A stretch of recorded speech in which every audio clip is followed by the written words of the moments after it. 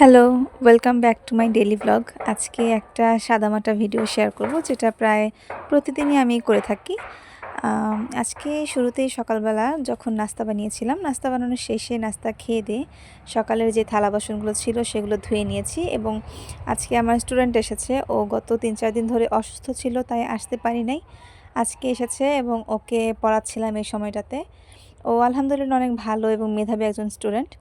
যাই হোক, ওকে পড়ানো শেষ করে আমি চলে গিয়েছিলাম রান্না করতে। রান্না আজকে মাই করবে, তবে আমি একটু সাহায্য করে দিচ্ছিলাম। এখানে আমি শুরুতে ভাত বসানোর জন্য চাল ধুয়ে দিচ্ছিলাম। আর এই যে আমার মা চাল ধোয়া পানিগুলো এভাবে জমিয়ে রাখে গাছের গোড়ায় দেওয়ার জন্য। আর মাটির চুলায় আগুন ধরানোর কথা আর কি বলবো, একবার ধরে গেলে আর নিভতেই চায় না, কিন্তু ধরাতে অনেক কষ্ট। যাই হোক, আগুন ধরিয়ে আমি এখানে ভাত বসিয়ে দিয়েছি এবং ভাতের পানি দিয়ে সেখানে চালগুলো দিয়ে দিয়েছি। আজকে মা ডাঁটা দিয়ে, আলু দিয়ে রুই মাছের তরকারি রান্না করবে।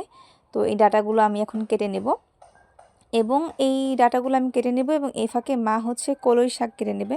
কলই শাক কে কে চিনে থাকেন কমেন্ট করে জানাবেন, এবং আপনাদের অঞ্চলে এই শাকটাকে কি বলে ডাকা হয় বা আপনারা এটা খেতে কেমন পছন্দ করেন সেটাও জানাতে পারেন কমেন্টে।